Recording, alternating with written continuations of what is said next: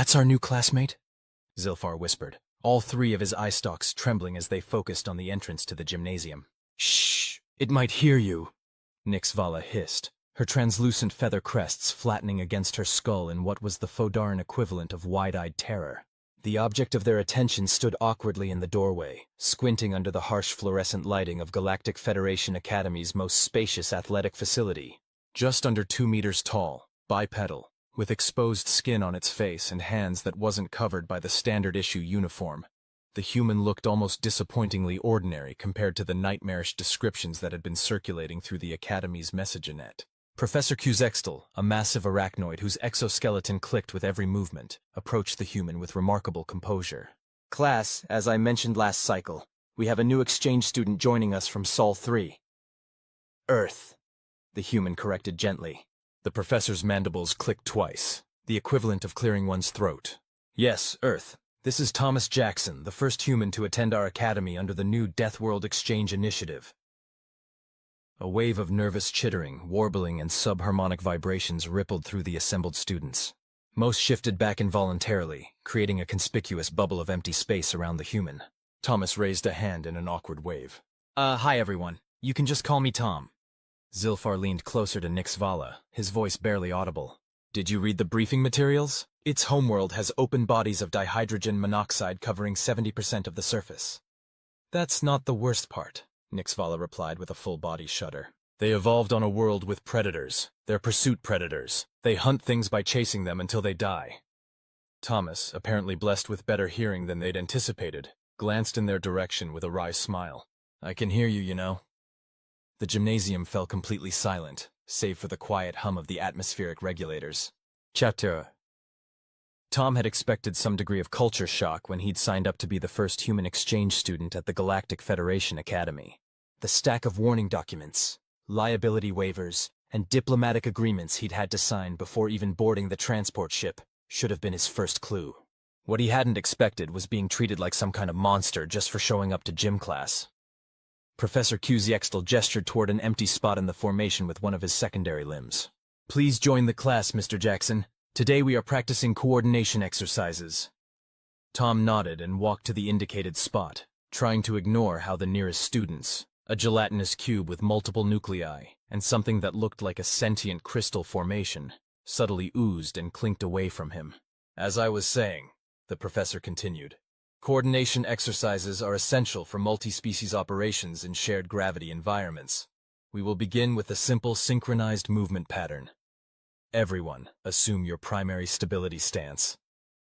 The assembled students shifted into what Tom assumed were their species' versions of a ready position. He adopted a basic athletic stance, knees slightly bent, weight evenly distributed.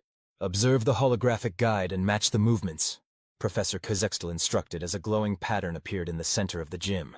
What followed was essentially a galactic version of Simon Says, with increasingly complex movements that had the students stretching, bending, and repositioning themselves in patterns that somehow accommodated the wildly different physiologies present.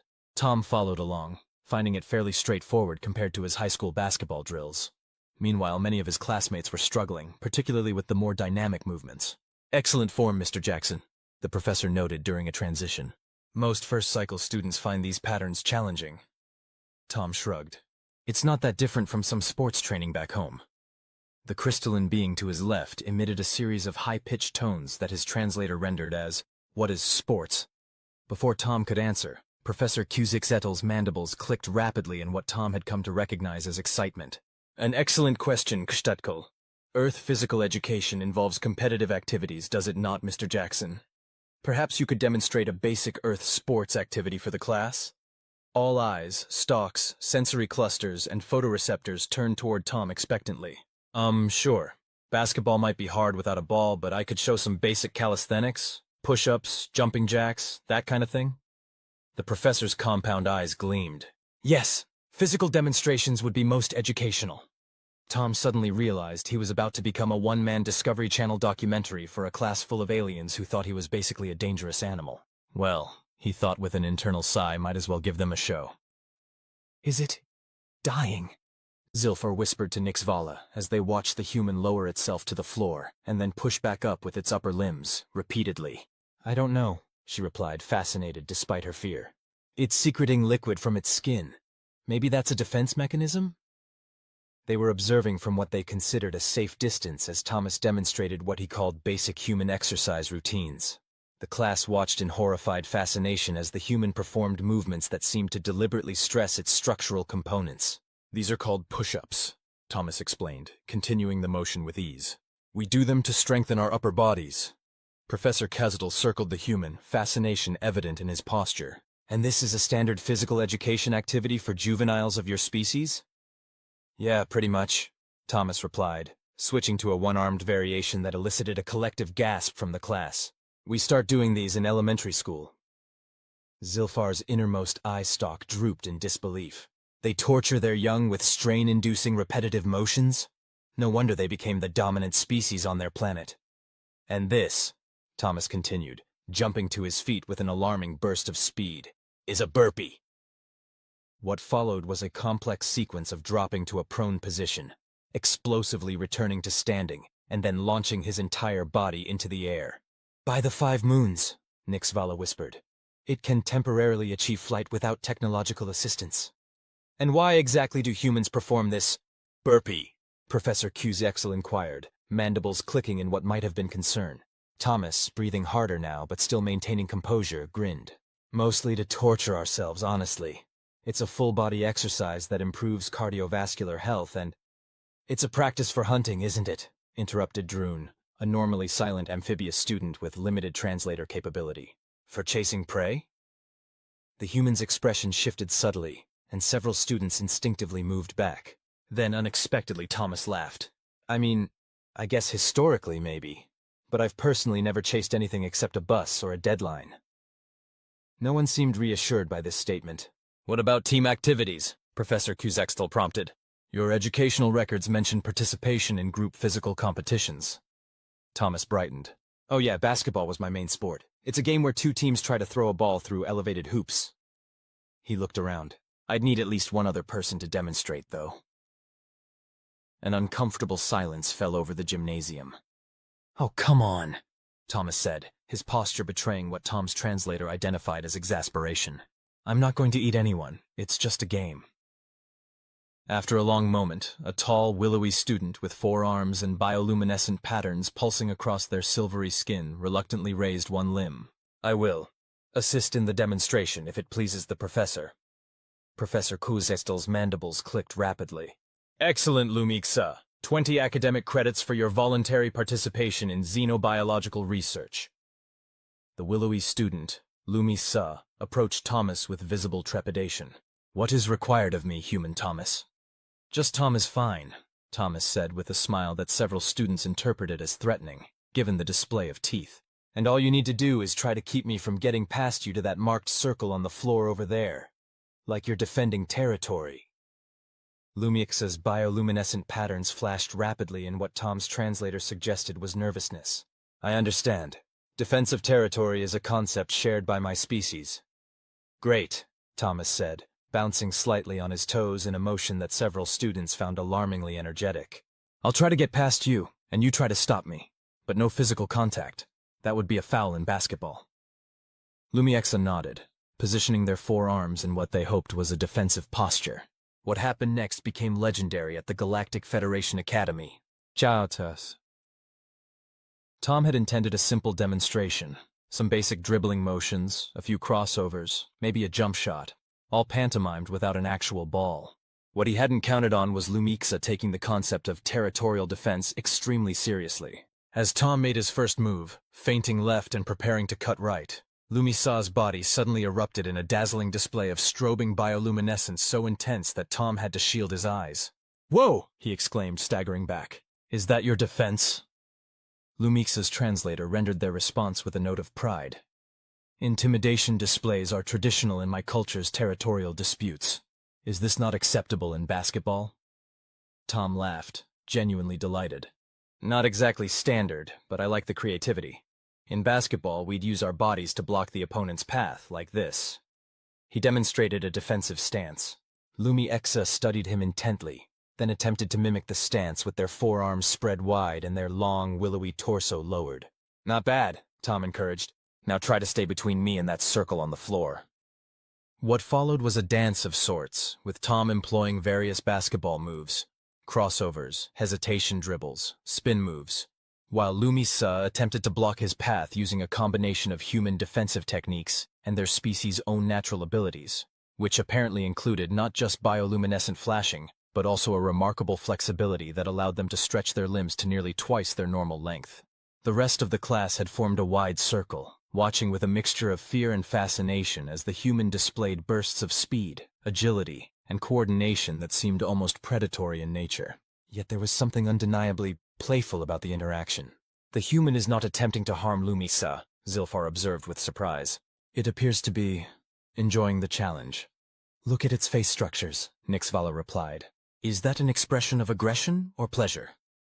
Both, perhaps, suggested Kshatkal, the crystalline student, their structure vibrating with curiosity. Professor Kuzexetl's mandibles clicked thoughtfully as he observed. Most illuminating. The human demonstrates predatory behavior patterns, quick directional changes, feinting, burst acceleration, but channels these into non-violent competition. After several minutes of this display, during which Tom successfully scored twice by reaching the designated circle despite Lumisa's increasingly creative defensive efforts, the professor signaled for them to stop. Thank you, Mr. Jackson and Lumixa, for this educational demonstration, Professor Kuzextel said.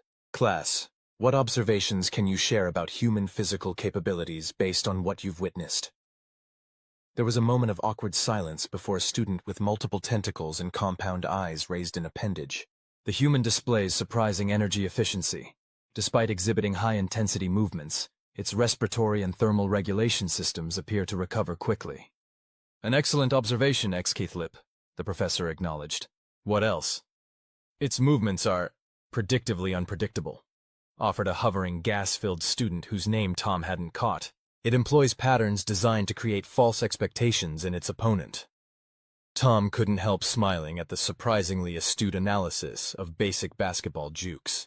Indeed, Professor Kuzettel confirmed. And these are adaptations evolved on a predatory world. Mr. Jackson, would you say these movement patterns would have been useful to your ancestors when hunting?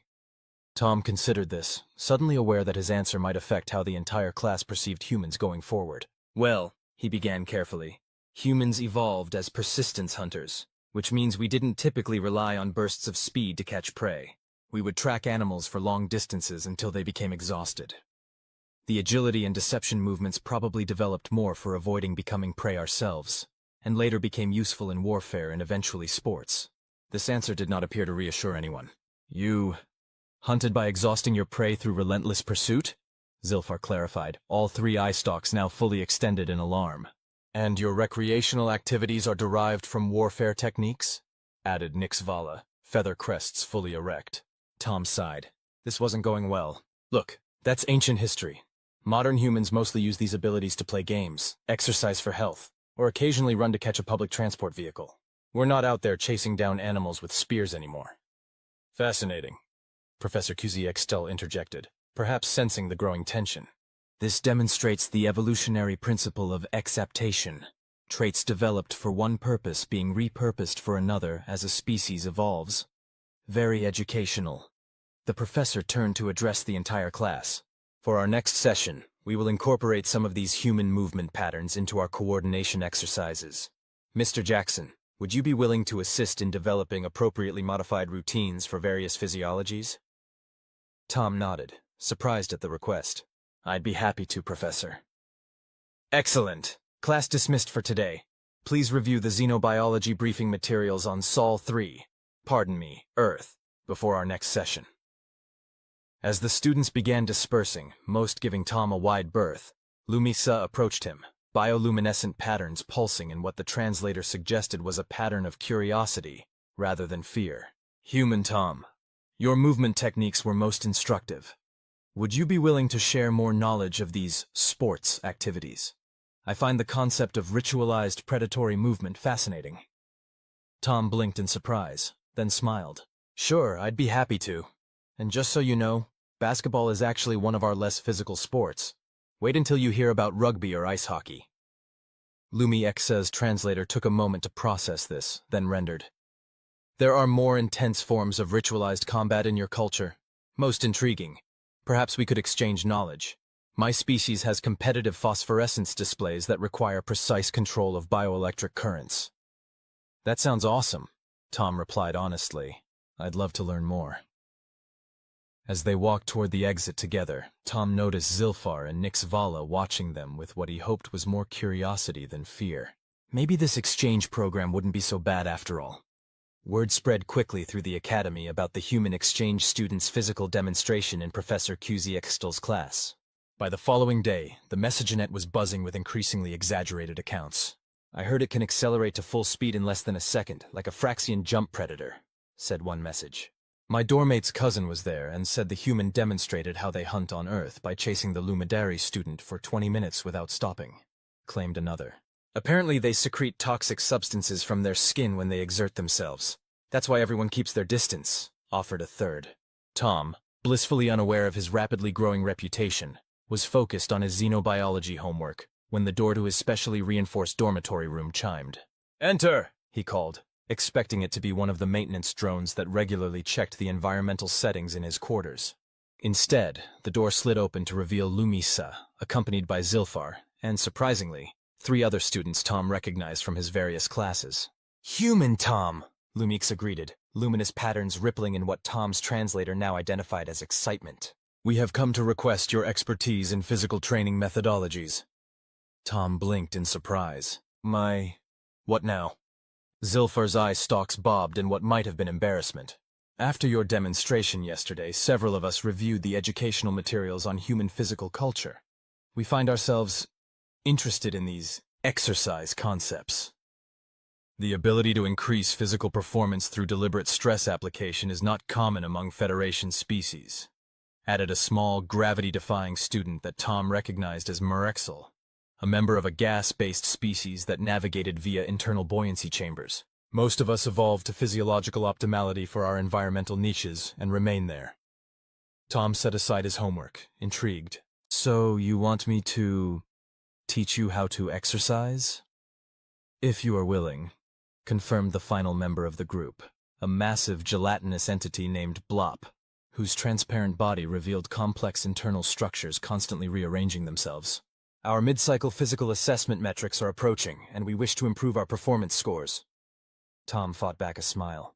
Was he about to become an alien personal trainer? This definitely wasn't covered in the exchange program orientation. "I'd be happy to help, but I'm not sure how human exercise routines would translate to your different physiologies." "That is precisely why we need your assistance," Lumiexa explained, bioluminescence patterns shifting to a thoughtful blue. "Your understanding of the principles of physical improvement, combined with our knowledge of our own biological systems, could yield novel training methodologies." Tom stood up, unable to hide his enthusiasm. "All right then, let's head to the gymnasium and see what we can figure out."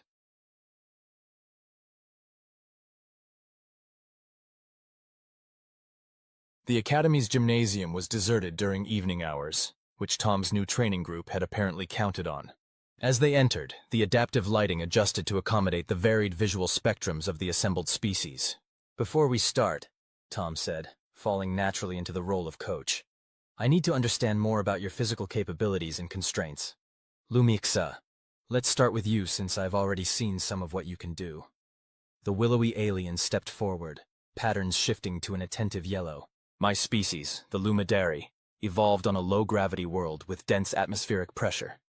Our primary adaptations are our bioluminescent communication system and our flexible cellular structure." "Which explains how you could stretch your arms during our demonstration." Tom nodded. "What are your physical goals? What would you like to improve?" "Rapid direction changes cause me difficulty," Lumisa admitted. "My structural integrity becomes compromised when I attempt quick pivoting movements." Tom considered this. "So you need something like core stability training, but for your entire cellular structure. He turned to Zilfar next. "What about you?" All 3 of Zilfar's eye stalks focused on Tom, which he had learned was the equivalent of making direct eye contact. "My species possesses excellent sensory capabilities but limited locomotion efficiency. I wish to improve my acceleration and sustained movement capacity." Tom nodded thoughtfully. "So basically sprint training and endurance work." He looked at the others. And the rest of you? Murrexel's translation came through with an electronic burble. Precision in buoyancy adjustment and resistance to crosswinds. Blop's gelatinous form rippled. Cohesion maintenance under pressure and rapid morphological transitions. The final student, a multi-legged insectoid named Tex Neath, clicked out. Joint articulation and limb coordination across variable terrain. Tom rubbed his chin thoughtfully. Okay, so we need to create custom regimens for 5 completely different physiologies, targeting different goals, using equipment designed for none of you, no problem. The assembled aliens seemed to miss his sarcasm entirely. Your confidence is reassuring, Human Tom, Zilfar said earnestly. The exchange program materials indicated that humans excel at adapting to novel challenges. Tom laughed. Well, I'll try not to disappoint then. Let's start with some basic physiological tests to establish your baselines.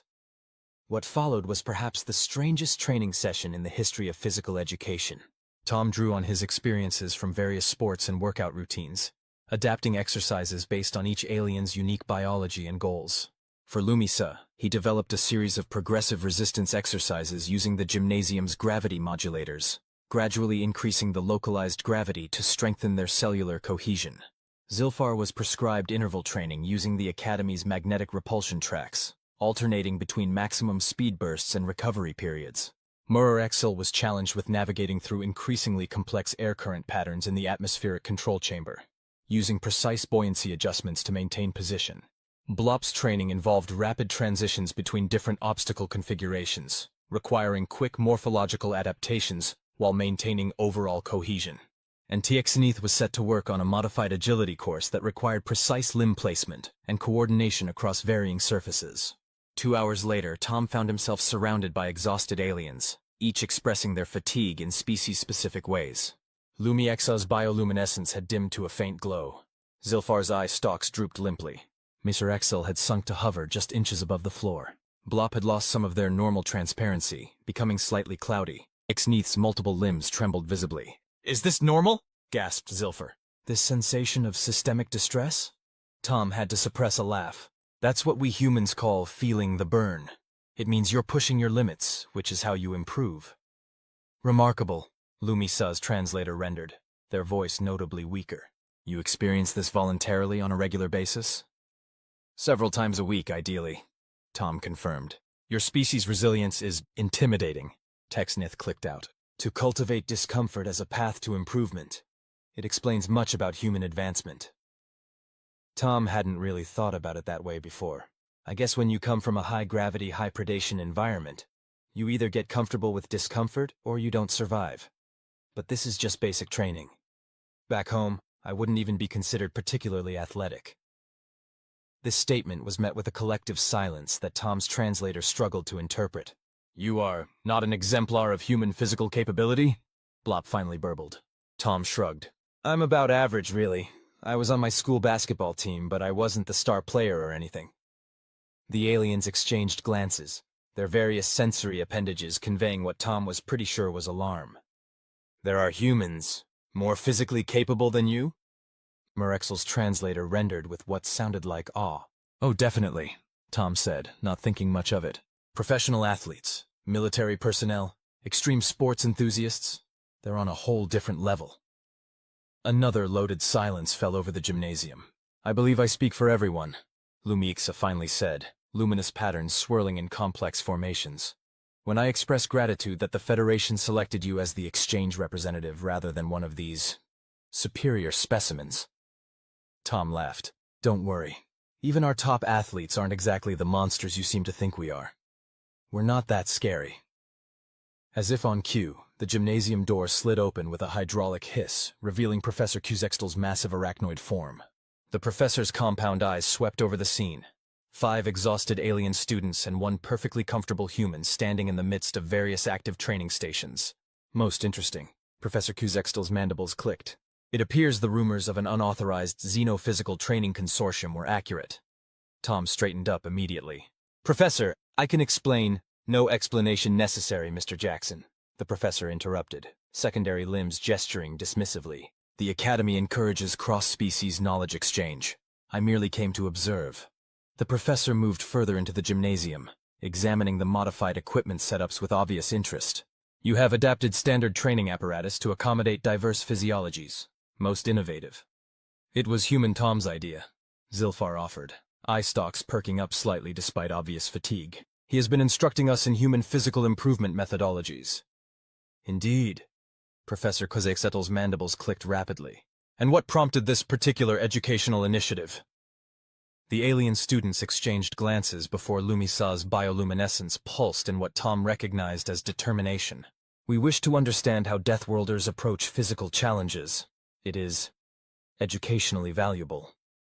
Professor Kozeksetl circled the group slowly, compound eyes unreadable.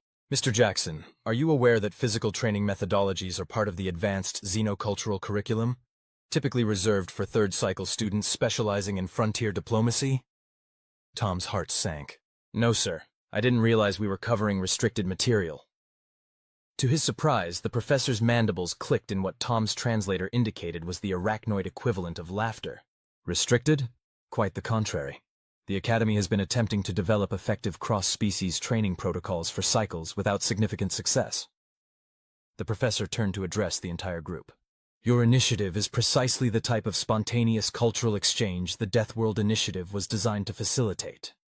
Relief washed over Tom. So we're not in trouble? Trouble? No, Professor Kozeksetl confirmed. In fact, I would like to propose formalizing this arrangement. Mr. Jackson, would you be willing to develop your training methodologies into a supplementary curriculum component? With appropriate academic credit, of course. Tom blinked in surprise. Yes, I'd be honored, Professor. Excellent. I will make the necessary arrangements. The professor turned to leave, then paused. Oh, and Mr. Jackson, perhaps include some recovery protocols in your next session. Your students appear to be experiencing significant physiological stress. With that, the professor departed, leaving Tom with 5 exhausted aliens who were looking at him with what he now recognized as a mixture of fear, respect, and something new. Camaraderie. So, Tom said with a grin. Same time tomorrow for recovery exercises and stretching?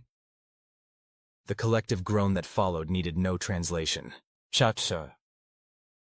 News of the Human Physical Training Collective, as it quickly became known, spread throughout the Academy faster than a Chickstil virus through a lubricant bath.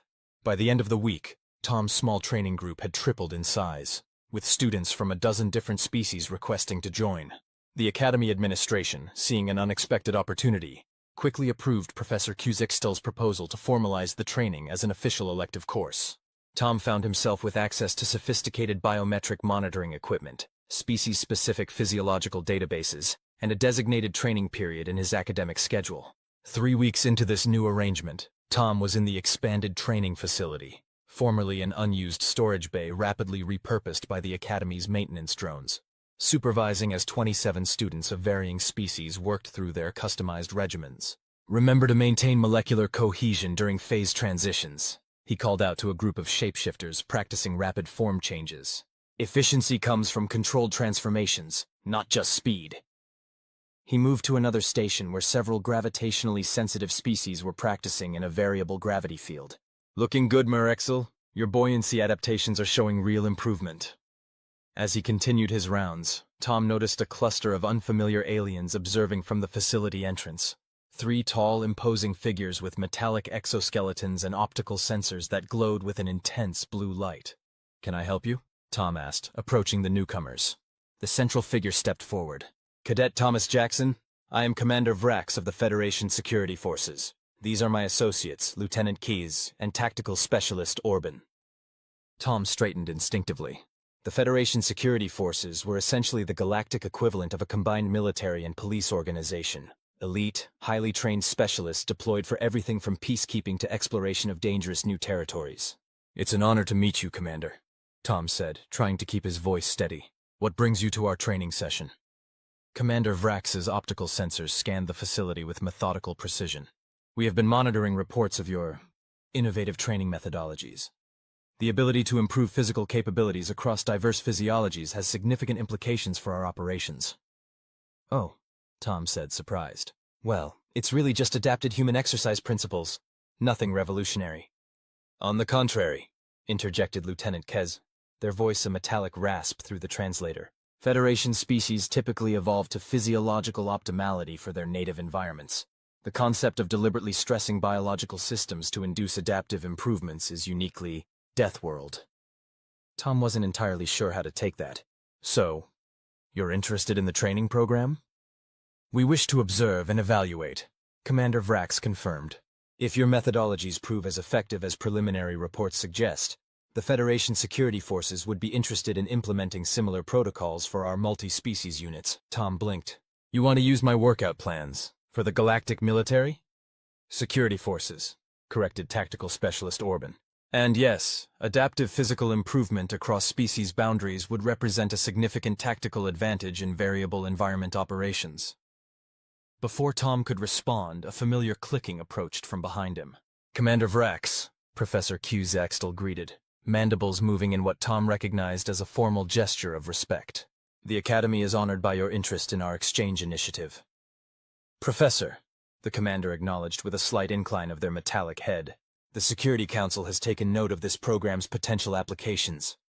Tom glanced between them, suddenly feeling out of his depth. I'm just teaching some basic exercises, he said. I don't know anything about security forces training. Professor QZXetl's secondary limbs gestured in what Tom had learned was a reassuring pattern. No one is expecting you to, Mr. Jackson. The commander's team simply wishes to observe how you've adapted human physical training concepts to diverse physiologies. Precisely, confirmed Commander Vkr'lak. Please, continue your session as normal. We will remain unobtrusive. Though unobtrusive wasn't exactly how Tom would describe three heavily augmented security officers towering over everyone else in the facility, he nodded and returned to his students, who had been watching the exchange with various expressions of awe, alarm, and curiosity. All right, everyone, back to your stations, Tom called out, trying to sound more confident than he felt. Let's show our visitors what we've been working on. For the next hour, Tom led his students through their training regimens with even more attention to detail than usual, acutely aware of the security forces officers observing his every move and making notes on their data pads. As the session concluded and students began their cool-down procedures, Commander Vkr'lak approached Tom again. Impressive adaptability, the commander stated. Your understanding of how to modify stress parameters for different physiological baselines is particularly noteworthy. Thank you, Tom replied, somewhat uncertainly. It's really just trial and error, plus some basic principles from Earth sports science. Deathworld adaptability applied to non-Deathworld species, Lieutenant Kayes observed. The implications are significant. We would like to propose a collaborative initiative, Commander Vkr'lak said, getting directly to the point. The security forces would provide advanced biometric monitoring equipment and access to our physiological database in exchange for your continued development of cross-species training protocols. Tom looked to Professor Koztistel, who had remained nearby throughout the session. Is that allowed under the exchange program? The professor's mandibles clicked thoughtfully. It would require some administrative adjustments, but nothing prohibitive. The exchange program was designed to facilitate precisely this type of knowledge transfer. And my students? Tom asked. They signed up for fitness training, not a security forces research project. Commander Vkr'lak's optical sensors adjusted their focus. Participation would remain entirely voluntary, Cadet Jackson. We seek your expertise, not test subjects. Tom considered this. On one hand, it was flattering that his improvised training program had attracted this level of attention. On the other hand, he hadn't come to the academy to develop military training protocols. I need to think about it, he said finally. This is a lot bigger than what I signed up for. A reasonable request, Commander Vkr'lak acknowledged. We will provide detailed parameters of the proposed collaboration for your consideration. The commander extended a data chip. Our contact information. We await your decision. With that, the three officers departed as abruptly as they had arrived, leaving Tom holding the data chip and wondering how teaching a few aliens how to do jumping jacks had escalated to this point. Professor Cuxtel's mandibles clicked softly. An unexpected development, but potentially beneficial for your academic standing. Collaboration with the security forces would qualify for advanced practical application credits. Tom sighed. Professor, I'm just a regular college student from Earth. I'm not qualified to design training programs for the galactic military. Security forces, the professor corrected automatically. And you underestimate yourself, Mr. Jackson. Your intuitive understanding of how to apply Deathworld adaptation principles to non-Deathworld physiologies is precisely what makes you valuable. Tom ran a hand through his hair. I need to think about it. Of course, the professor agreed. Consider it carefully. Now I believe your students are waiting for their post-exercise evaluation. Later that evening, Tom sat in his reinforced dormitory room, staring at the security force's data chip, and trying to make sense of how his exchange program had taken such an unexpected turn. A soft chime at his door interrupted his thoughts. "Enter!" he called, expecting it to be Professor Kuziekstull with more information about the security force's proposal. Instead, Lumisa, Zilfar, and several other students from his training group filed in, their varied physiologies making the room suddenly feel much smaller. "Human Tom," Lumisa began, bioluminescent patterns pulsing with what Tom now recognized as concern. "We wish to discuss the security force's interest in our training protocols." Tom sighed. "You all heard about that, huh?" "The entire academy is discussing it," Zilfar confirmed, eye stalks bobbing. "Security forces recruitment at the academy is extremely rare, particularly for a first-cycle exchange student." "They're not recruiting me," Tom clarified. "They just want to adapt our training methods for their operations." "Which is unprecedented," said Tex Neath, their insectoid mandibles clicking rapidly. "Security forces' training methodologies are among the most classified information in the Federation." Tom leaned back in his specially reinforced chair. "I don't understand why they're so interested. It's just basic exercise science from Earth, nothing revolutionary." The alien students exchanged meaningful glances, a cross-species expression that Tom had come to recognize as, "the human doesn't get it." "Human Tom," Murrexel began, hovering slightly higher than usual, in what Tom had learned indicated earnestness. "You must understand that the concept of systematically improving physical capabilities through deliberate stress application is unique to Deathworld species. Most Federation species evolved in stable environments where energy conservation was prioritized over physical adaptability," Blop explained, their gelatinous form rippling with emphasis. "The idea of deliberately expending energy to become more efficient is counterintuitive to non-Deathworlders." Tom frowned. "But you've all been doing it for weeks now and showing improvement." "Precisely," Lumiksa confirmed, patterns shifting to a thoughtful blue. "What seems obvious to you represents a paradigm shift in Federation physiological enhancement theory." "Which is why," Zilfar added, "we are concerned about security forces' involvement." Tom raised an eyebrow. "Concerned? Why?" Again that cross-species exchange of glances. "The security forces operate under different ethical frameworks than academic institutions," Tex Neath explained delicately. "Their application of Deathworld methodologies might not prioritize the physiological well-being of trainees to the same degree you have." "They might push too hard, you mean," Tom translated, "without understanding the limitations." "Precisely," confirmed Lumisa. "Your training programs have been effective because you intuitively understand the balance between stress and recovery. You recognize when to push and when to rest." "We fear," Zilfar added, eye stalks drooping slightly, "that security forces might view these methods primarily as a means to create more effective tactical units, rather than as a holistic approach to physiological improvement." Tom hadn't considered this angle. He'd been so focused on feeling unqualified that he hadn't thought about the potential applications and misapplications of his training methods. "What do you all think I should do?" he asked finally. "We believe," Lumisa said, patterns shifting to a determined gold, "that you should maintain control over how these methodologies are implemented. If you decline the security forces' offer, they will likely attempt to reverse engineer your methods without your guidance. But if you accept," Zilfar continued, "you can ensure the training protocols include appropriate safety parameters and recovery requirements." Tom considered this. "So you're saying I should work with them, but on my terms?" "Precisely," Tex Neath confirmed. "You have leverage in this situation. The security forces clearly value your expertise." Tom laughed softly. "My expertise in gym class basics." "Your expertise," Blop corrected firmly, rippling for emphasis, "in applying Deathworld adaptation principles to diverse physiologies in a safe and effective manner." Tom looked around at the assembled aliens, beings from across the galaxy with wildly different evolutionary histories and biological systems, all united in their belief that his knowledge was valuable and worth protecting. "All right," he said finally, "I'll work with them, but I'll make sure they understand that the methods can't be separated from the safety protocols." A wise decision. Lumisa's patterns pulsed with approval. There is one more thing, Zilfar added, eye stalks straightening with determination. We would like to continue our training regardless of the security forces arrangement. Of course, Tom said immediately. This started with all of you, and that won't change. The relief that spread through the room required no translation. Chopped. The next morning, Tom stood outside Commander Vrax's temporary office at the Academy Administration Complex, the security force's data chip in hand and a carefully prepared proposal in mind. Before he could activate the door chime, the portal slid open. Cadet Jackson, Commander Vrax acknowledged from behind a holographic display. Your punctuality is appreciated. Please enter.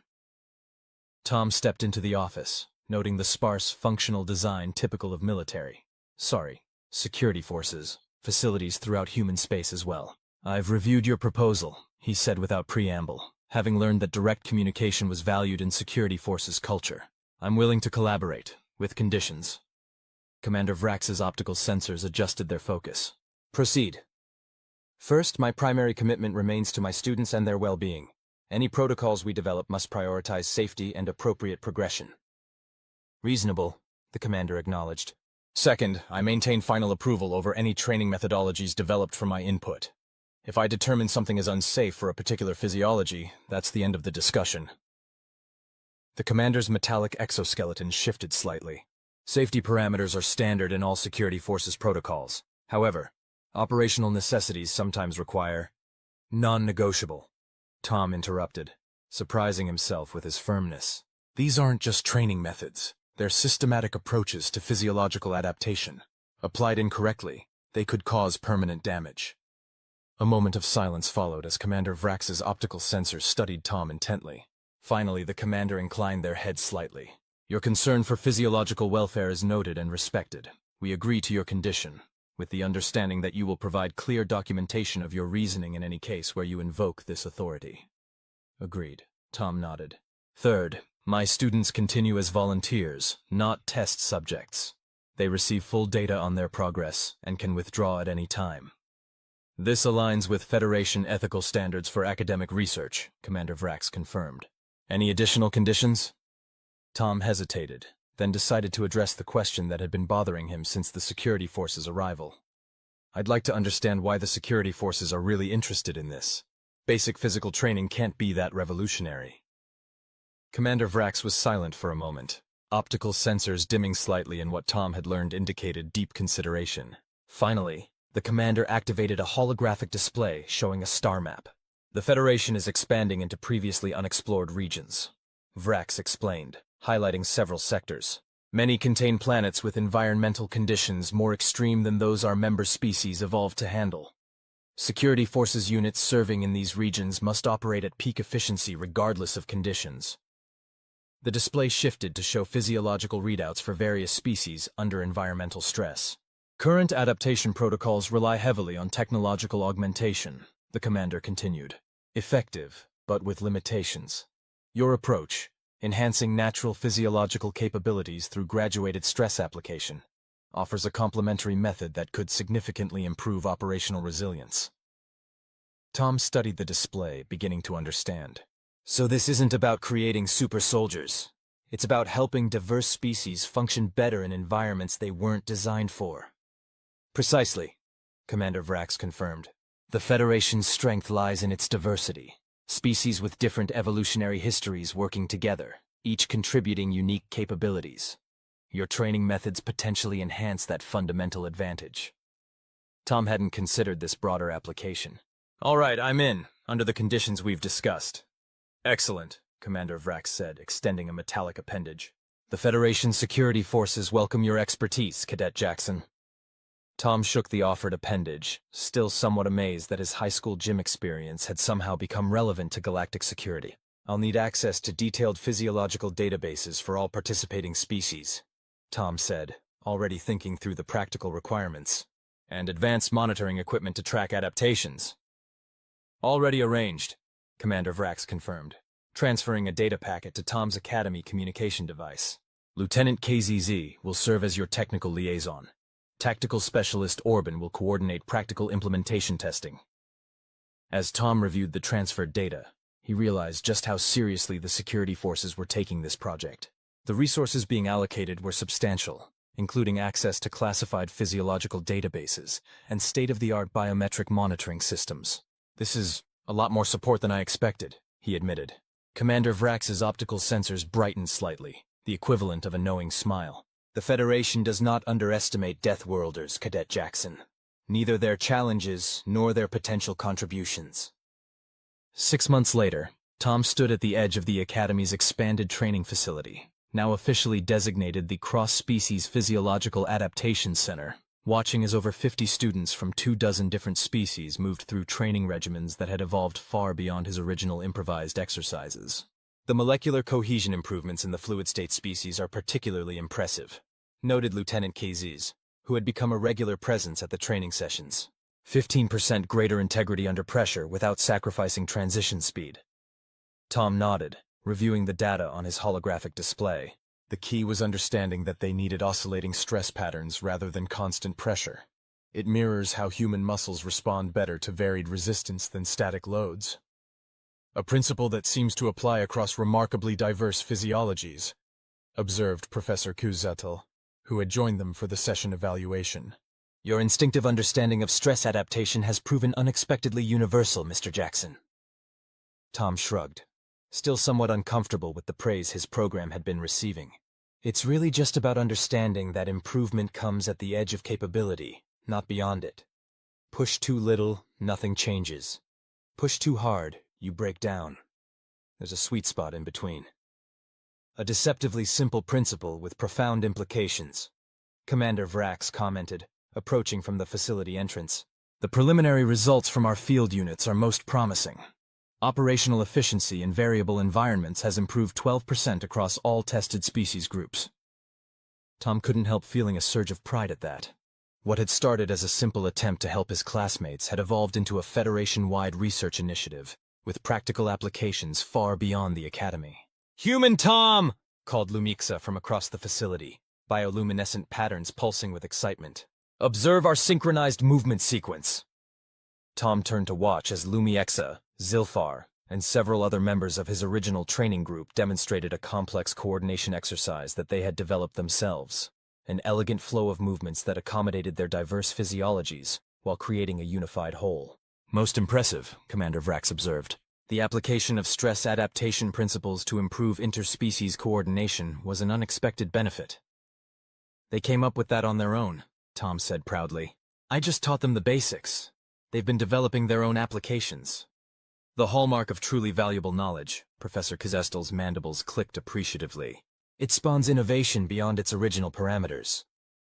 As the demonstration concluded, Tom's original students approached, their varied physiologies moving with a confidence and coordination that had been absent 6 months earlier. "The Academy Intergalactic Exchange Committee has requested our presence," Zilfar announced, eye stalks vibrating with what Tom now recognized as excitement. "They wish to discuss expanding the training program to other Federation educational institutions." "You're going mainstream," Tom grinned. "Next thing you know, you'll all be selling exercise videos across the galaxy." His joke was met with confusion from several species whose cultures had no equivalent concept, but Lumisa's translation software apparently captured the meaning, as their bioluminescent patterns rippled in amusement.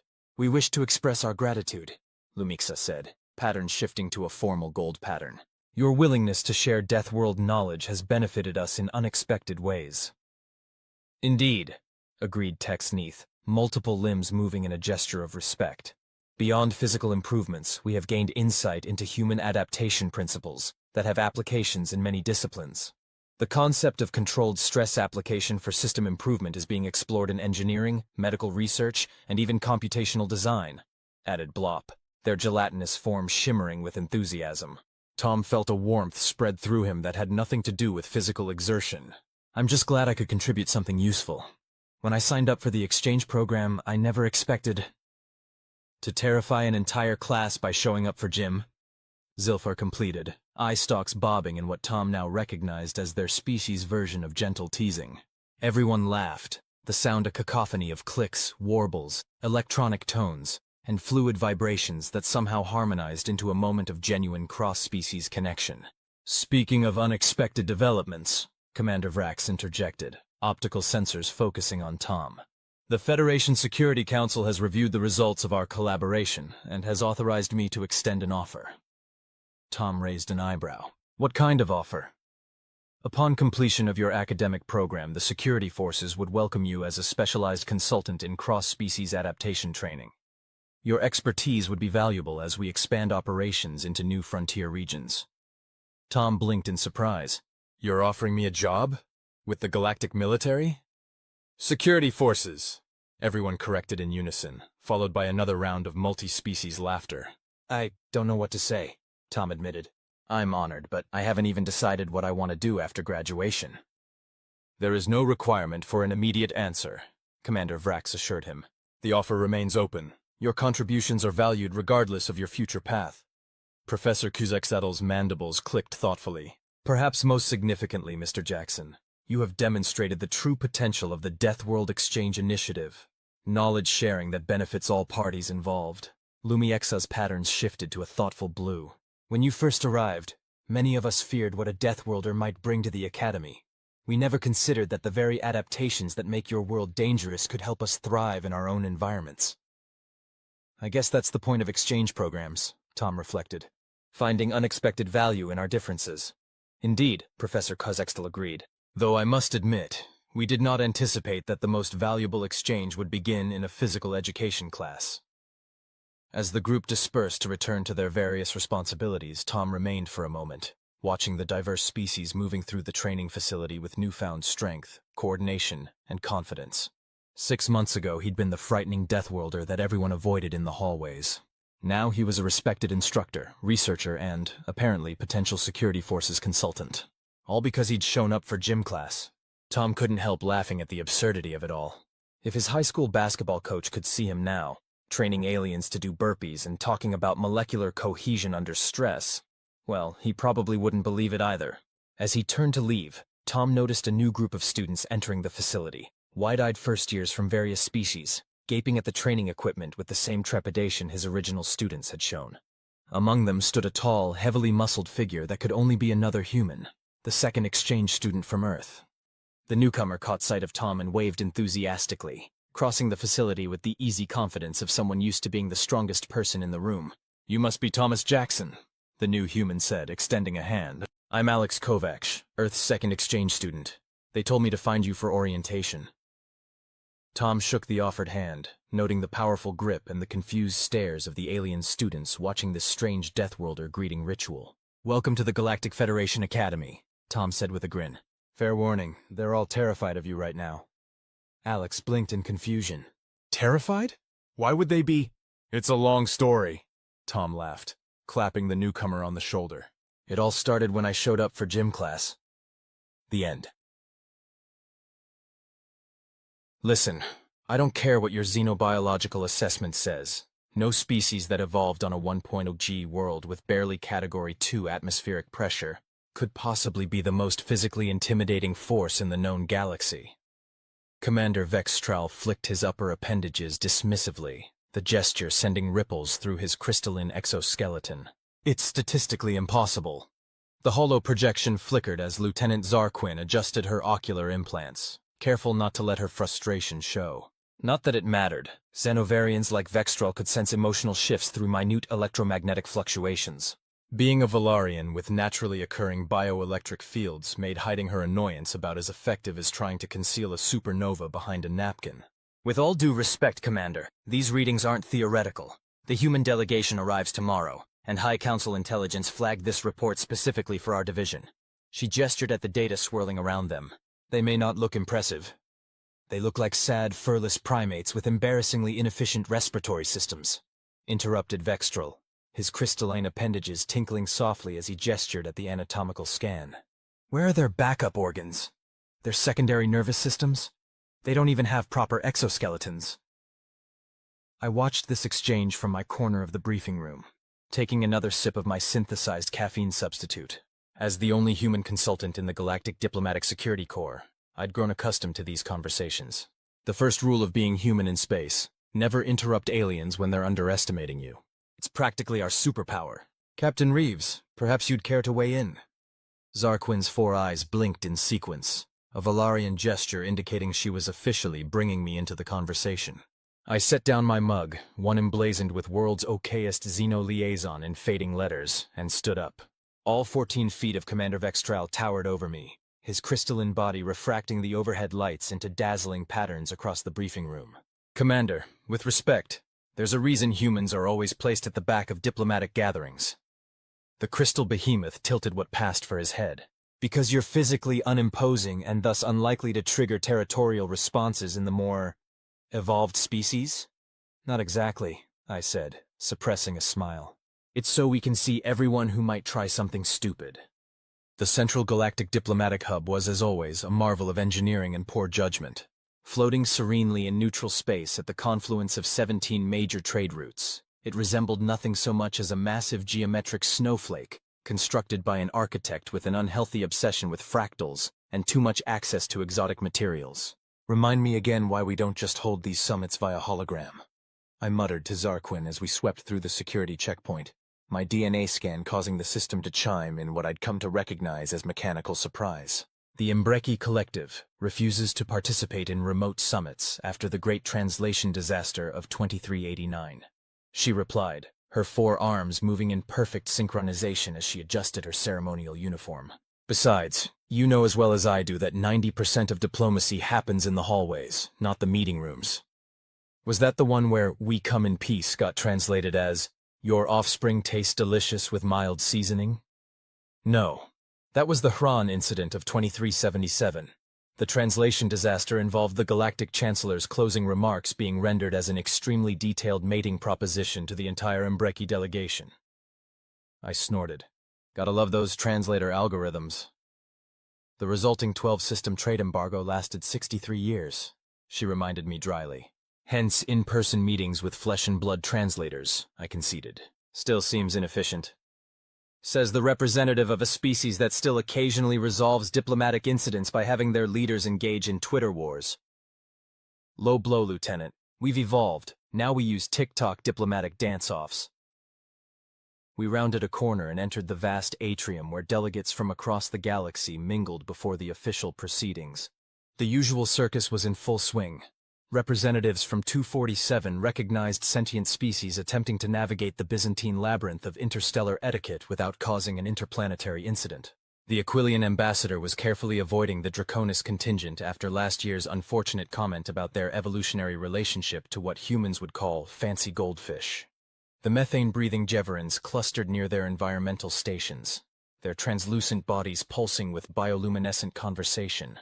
In the center, a group of Arxur telekinetics floated serenely above the crowd, their 18 limbs arranged in the traditional posture of diplomatic neutrality, while they telepathically gossiped about everyone else's fashion choices. "There's our human delegation," Zarquin said, nodding toward a group of figures in crisp blue uniforms standing near the Earth Commonwealth banner. "And right on cue, the Malgravian envoy is approaching them." I quickly scanned the humans, 2 women, 3 men, all looking remarkably comfortable despite being surrounded by creatures from their wildest science fiction nightmares. The approaching Malgravians, however, drew my immediate attention. 12 feet tall, covered in chitinous plates that could stop small arms fire, and sporting 6 muscular limbs ending in what could generously be called natural biological weaponry, they were the picture of evolutionary superiority. They were also, as most of the galaxy knew, the biggest interstellar bullies this side of the core worlds. "Diplomatic incident in 3-2. I murmured. "Humans!" The lead Malgravian's translator rendered his clicking speech into standard galactic. How fascinating to encounter such primitive endoskeletal organisms at a gathering of galactic importance. To his credit, the head of the human delegation, a distinguished-looking man with salt and pepper hair, didn't even flinch. Ambassador Thomas Keller had been Earth's primary representative for 15 years, and had heard worse from beings far more intimidating than the Malgravian. "Ambassador Kziktak, always a pleasure," Keller replied smoothly. "I trust the mineral supplements on your homeworld have finally addressed your species' chronic calcium deficiency. Your exoskeleton looks much less brittle than when we last met." I choked on my drink. Beside me, Zarquin's bioelectric field flickered with alarm. "Did he just—" she began. "Oh yes," I confirmed. "He absolutely did." The Malgravians' compound eyes flashed with an iridescent pulse that their species' cultural attaches had spent years insisting didn't indicate rage, despite all evidence to the contrary. Your species' misplaced confidence continues to amuse me, Ambassador. Vkr'lak chittered, looming forward. The movement brought his considerable bulk well within what most sentient species would consider a threat display. One day you'll understand your proper place in the galactic hierarchy. I started moving before Zarquin could stop me. We were here to prevent exactly this kind of escalation after all. But I needn't have bothered. One of the human delegation, a woman with dark hair cut in a practical bob, stepped forward with such casual confidence that even I, another human, felt a momentary chill. With respect, Ambassador Vkr'lak, she said, her voice carrying clearly despite its softness. I believe you're standing in it. Before anyone could register what was happening, she had somehow maneuvered between Keller and the towering Malgravian. There was no aggression, no obvious threat, just a small human woman suddenly occupying the space that, by all rights, should have contained a very large, very irritated insectoid diplomat. Vkr'lak took a step back. It wasn't dramatic. There was no stumbling or visible reaction. But everyone watching, myself included, recognized the significance. In the complex dance of interstellar diplomacy, establishing physical dominance was a language older than words, and the Malgravian had just conceded ground. Commander Miller, Keller introduced smoothly, as if nothing unusual had occurred. My security chief. First time at a galactic summit, but she's learning the protocols quickly. The woman, Miller, simply inclined her head slightly, her expression pleasant but utterly unreadable. The Malgravian delegation retreated shortly afterward, their usual bluster notably diminished. That's the human military specialist? Zarquin's voice had dropped to a near whisper. The one mentioned in that classified report? I nodded. Former Special Forces, now head of diplomatic security for the Earth delegation. She's half the size of the Malgravian. Funny how that works, isn't it? I replied with a grin. Come on, we should check in with the delegation before the opening ceremony.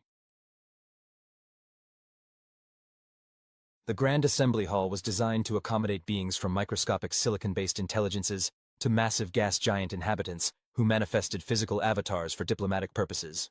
Arranged in concentric rings descending toward a central speaking platform, it resembled nothing so much as an enormous lecture hall crossed with a Roman Colosseum. If Romans had built with quantum-stabilized materials and gravity manipulation technology, as per tradition, the various species were arranged according to diplomatic protocols that had evolved over centuries of interstellar relations. The most physically imposing species, the Malgravians, Xenovarians, and Drakath, occupied the front rings. The physically diminutive or vulnerable species, the crystalline quarry, amorphous Zelvan collective, and various energy-based intelligences, floated or hovered in specially designed containment fields in the middle sections. And at the very back, along with various other unremarkable species, sat the humans.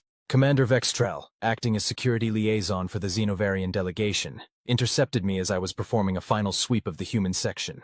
Captain Reeves, he greeted me, crystal appendages shimmering with what I'd learned to recognize as skepticism. Still convinced your fragile primate delegation requires special security concerns? I glanced at the human diplomatic team taking their seats. Miller was scanning the room with the casual intensity that marked professional paranoia, the kind you develop after spending years in environments where seemingly innocuous details can kill you. Actually, Commander, I was more concerned about everyone else's safety, I replied with a straight face. He made the Xenovarian equivalent of a scoff, a harmonic resonance that vibrated through his crystalline form. Your humor algorithm needs recalibration, Captain. So I've been told. If you'll excuse me, I need to coordinate with Security Central before the Chancellor arrives. I made my way to the security hub buried deep within the station's core, where Zarquin was already monitoring the extensive array of sensors that kept the diplomatic hub running smoothly. The room was staffed by representatives from 12 different species, each bringing unique sensory capabilities to the security apparatus. Everything normal? I asked, dropping into the chair beside her. Define normal for a gathering of beings who would naturally never share an ecosystem, she replied without looking away from her console. The Phalurians are emitting their usual stress pheromones. The Arkelian hive mind is running probability scenarios loud enough to give our telepathic security staff headaches, and 3 different ambassadors have already registered formal complaints about their seating arrangements. So, Tuesday then. Essentially.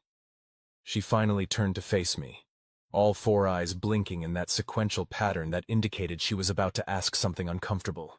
The human delegation seems unusually calm. Given the intelligence report about potential threats, I expected more visible concern. I shrugged. That's kind of our thing. We don't panic visibly until things have gone catastrophically wrong, and sometimes not even then. Is that a survival adaptation? More like stubborn denial wrapped in a veneer of confidence, I admitted. Although Miller is absolutely cataloging every possible exit, threat, and improvised weapon in that room. I've studied your species' history, Zar Quinn said quietly. The contradictions are fascinating. Technologically advanced enough for interstellar travel, yet you still organize much of your society around principles developed when you were territorial primates. Says the evolved electric eel who still discharges when startled. I do not, she began indignantly, before catching my grin. Your humor also remains primitive. It's our charm. The security hub's central hologram suddenly flickered, drawing our attention. The station's AI, a construct of magnificent processing power and questionable personality programming, materialized as its preferred avatar, a vaguely humanoid shape composed of swirling data streams. Security alert, it announced in its oddly melodious voice. Anomalous energy readings detected in Sector 7, proximate to environmental control systems. Zar Quinn was instantly alert, her bioelectric field intensifying with focus. Specification? Pattern suggests coherent energy manipulation consistent with Quartoth technology. I felt my stomach drop. The Quartoth were a reclusive species known for three things: advanced energy manipulation abilities, a philosophical objection to centralized governance, and a disturbing tendency to express said objection through targeted acts of violence. They weren't invited to the summit, I said, already reaching for my comm unit. Correct, the AI confirmed. No registered Quartoth delegates are present on the station. Lockdown protocols, Zar Quinn ordered, her four hands flying across multiple interfaces. Captain Reeves, notify your delegation, if this is what I suspect. She never finished her sentence. With a sound like reality itself tearing at the seams, the assembly hall's gravitational systems went haywire. Chaptai. Gravity is one of those things you don't appreciate until it decides to get creative. One moment I was rushing toward the assembly hall.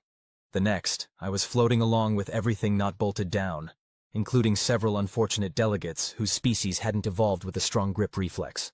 Emergency force fields snapped into place, compartmentalizing the chaos and preventing an explosive decompression that would have turned the diplomatic summit into a very brief, very fatal lesson in vacuum exposure. The hall's lights flickered to emergency mode, bathing everything in a surreal crimson glow.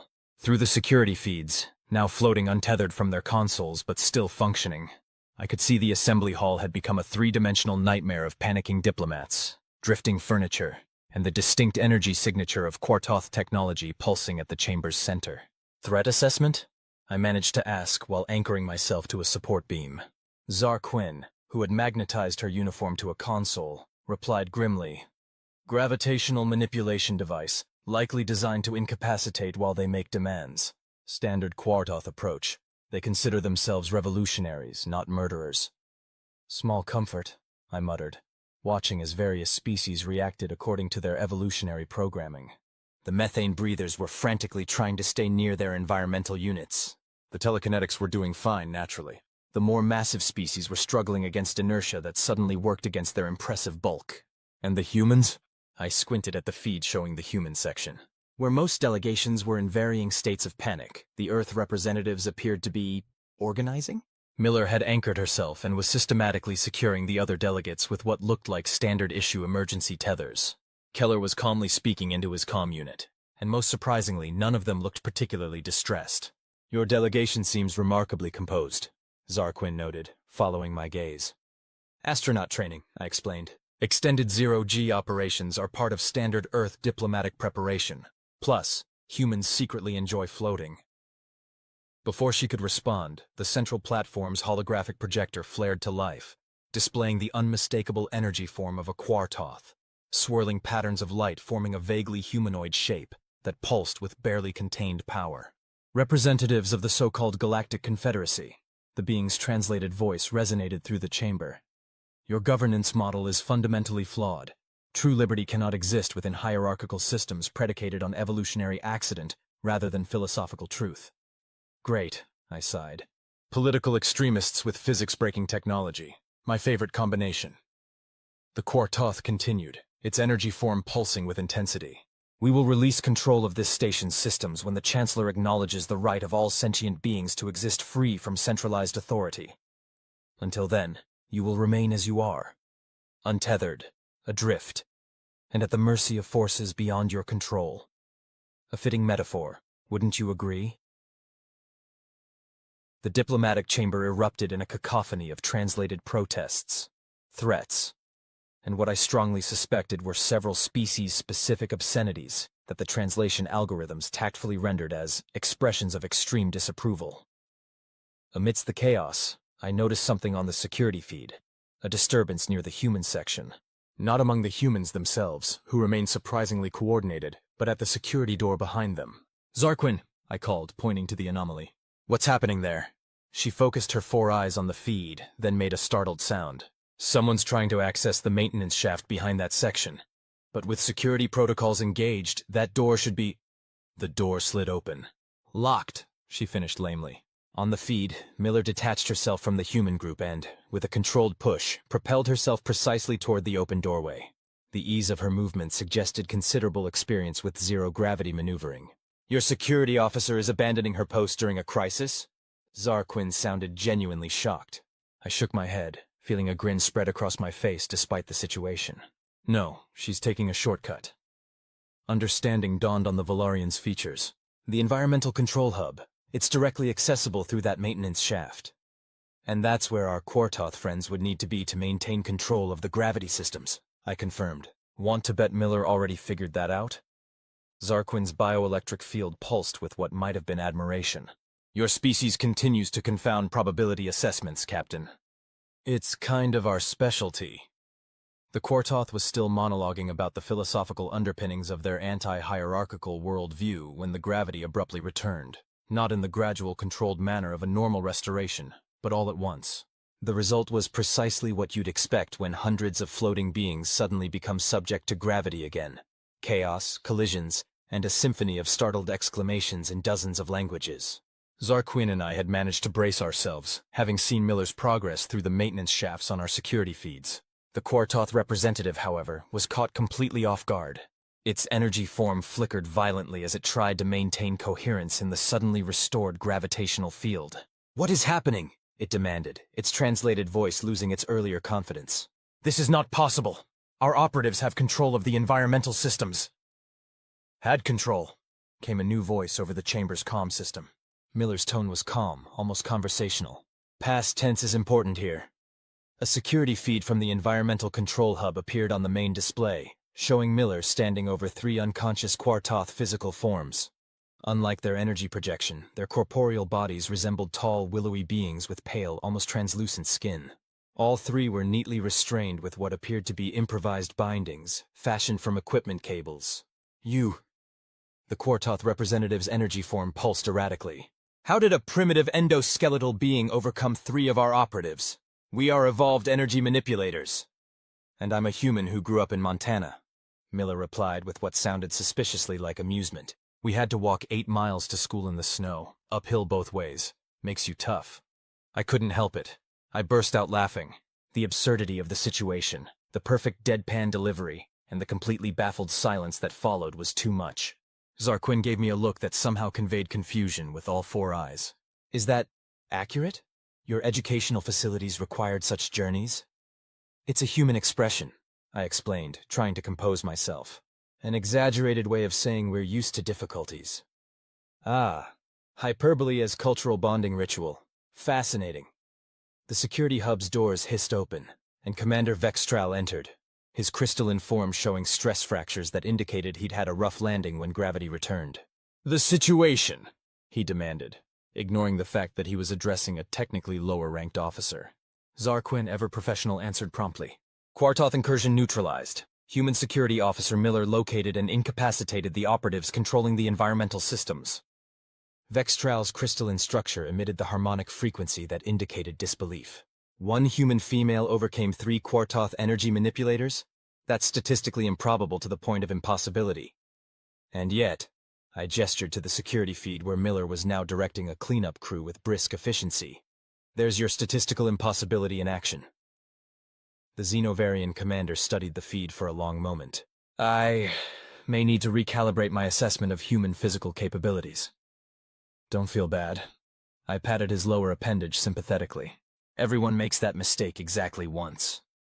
The remainder of the diplomatic summit proceeded with surprisingly few additional incidents. The Quartoth incursion became the subject of intense discussion among the security teams, while the political implications of their extremist views were debated in closed sessions by the various delegations. I found Miller in one of the station's observation lounges the evening after the incident, staring out at the spectacular vista of stars, nebulae, and the occasional transport ship moving through the nearby shipping lanes. "Commander Miller," I greeted her, offering a cup of what the station's synthesizers insisted was coffee, but tasted more like someone had described coffee to a machine that had never encountered it. "Impressive work today." She accepted the cup with a nod of thanks. "Captain Reeves, I've heard about you. The human who explains humans to the galaxy. I prefer interspecies behavioral translator, but that works too." Miller took a sip of the pseudo-coffee and managed not to grimace. "Impressive poker face. They really don't get us, do they?" "Not entirely, no," I admitted, leaning against the viewport railing. "Most species evolved with clear dominance hierarchies or specialized roles.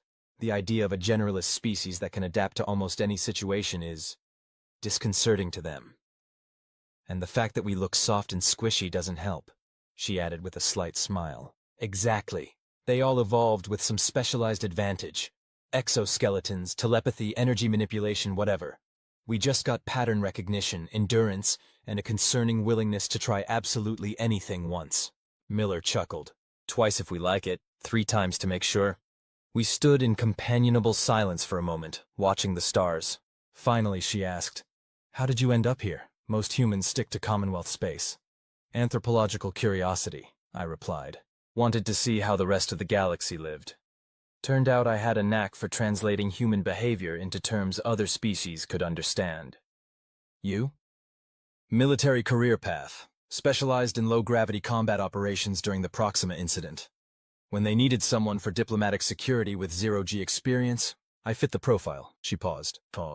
"Plus I wanted to see aliens." "Were they what you expected?" Her expression turned thoughtful. "Both more and less alien than I imagined. They have different bodies, different senses, but they're still just people trying to make their way in a complicated universe." "Until they start floating diplomats as a political statement," I pointed out. "There are human extremists too," she reminded me.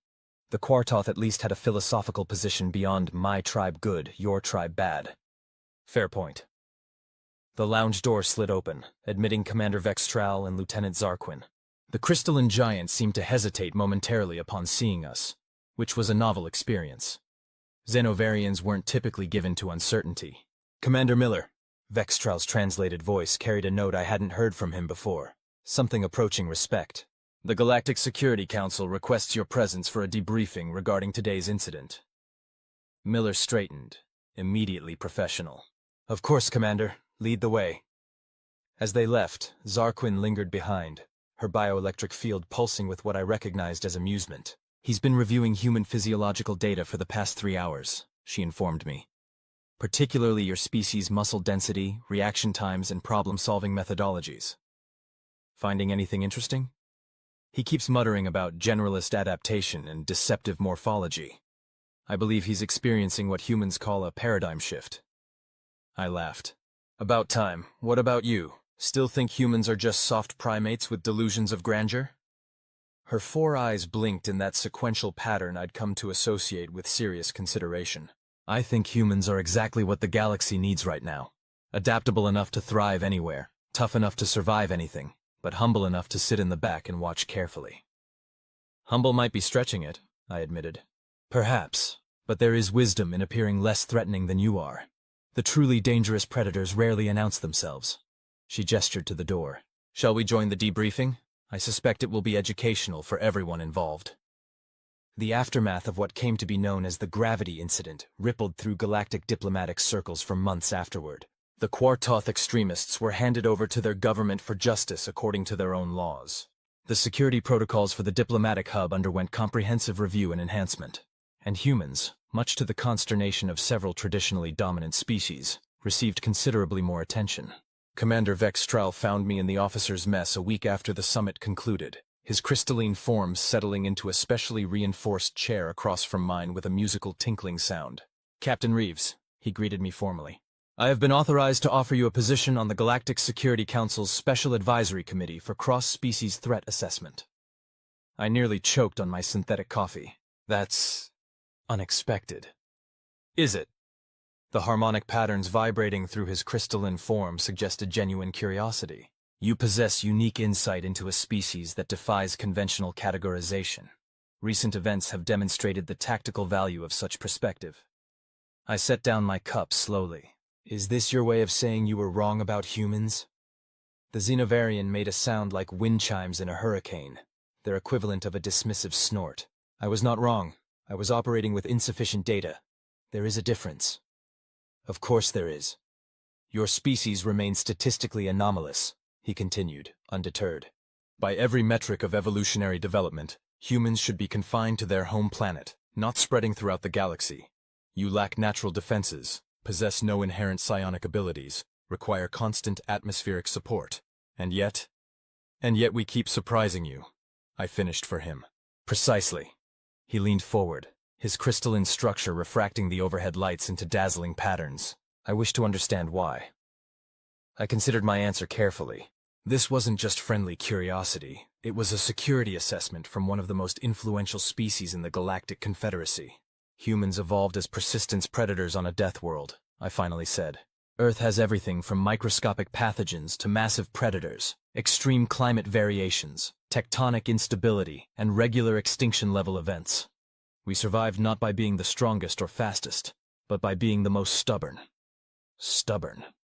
The translation seemed to confuse him. "Persistent, adaptable, creative under pressure," I shrugged. "When you can't overpower a problem, you have to outthink it or outlast it. Sometimes both." "And this is why your Commander Miller was able to neutralize 3 Quartoth energy manipulators?" "Partly," I acknowledged. "But there's something else most non-humans miss about us." "Which is?" "We're really, really good at violence when we need to be."